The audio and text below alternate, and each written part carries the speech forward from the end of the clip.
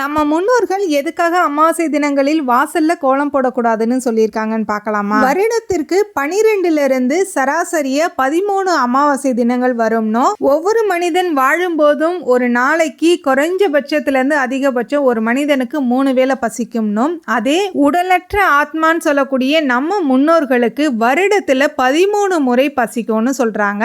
இல்ல 14 முறை. அது என்ன 14 முறை? அமாவாசைன்னு கணக்கு பண்ணா கூட 13 முறை தானே வரும் அப்படின்னு நீங்க நினைக்கலாம். திதின்னு ஒன்று வருடத்துக்கு ஒரு முறை வரும்.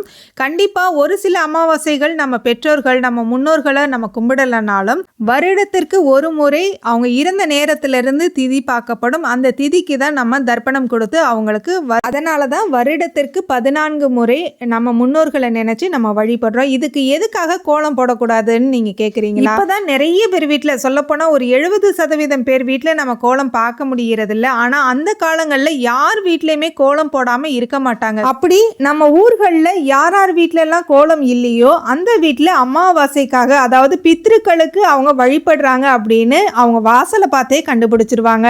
அப்புறம் எப்படி வீட்டுக்குள்ள கடவுள் வருவாங்க? தீபம் எப்படி ஏத்தலான்னு கேட்குறீங்களா? இந்த நாட்கள்ல நம்மளோட முன்னோர்கள் தான் நமக்கு கடவுள். அவங்கள தான் முதல்ல நம்ம வழிபடணுன்றதுக்காக தான் இந்த மாதிரி நம்ம முன்னோர்கள் வழிவகைப்படுத்தியிருக்காங்க. தீபம் ஏத்துறது எப்படி அப்படின்னு கேட்குறீங்களா? தீபம் தாராளமாக ஏற்றலாம். நம்ம வீட்டுக்குள்ளே நிறைய தெய்வ படங்கள் சிலைகள் வச்சுருப்போம். அவங்க நம்ம வீட்டுக்குள்ளேயே தான் இருக்கிறாங்க. அவங்களுக்காக நம்ம தீபம் ஏற்றலாம். நம்ம முன்னோர்களுக்காக தனியாக ஒரு 2 அகல் விளக்கு நம்ம ஏற்றலாம். இதுதான் பித்ரு வழிபாடுன்னு சொல்லுவாங்க.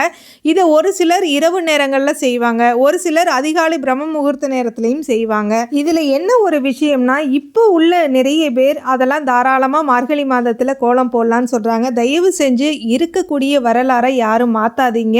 தெரியலைன்னா போய் பெரியவங்ககிட்ட கேட்டு பாருங்க. இது யாரையும் புண்படுத்துறதுக்காக சொல்லலை. நம்மளோட வரலாறை நம்ம தொடர்ந்து நம்ம சந்ததியினருக்கும் நம்ம எடுத்துட்டு போகணுன்றதுக்காக தான் சொல்றேன். தவறா இருந்தால் மன்னிச்சுக்கோங்க. இன்னைக்கு 7ஆம் நாள் என்னோட பிரம்ம முகூர்த்த பூஜையை வெற்றிகரமாக முடிச்சுட்டேன். இதை பற்றின டீட்டெயில் லாங் வீடியோ வேணும்னா இன்னைக்கு ஈவினிங் லாங் வீடியோ வரும். மறக்காம செக் பண்ணி பாருங்க. வாழ்க வளமுடன். அன்பே சிவம்.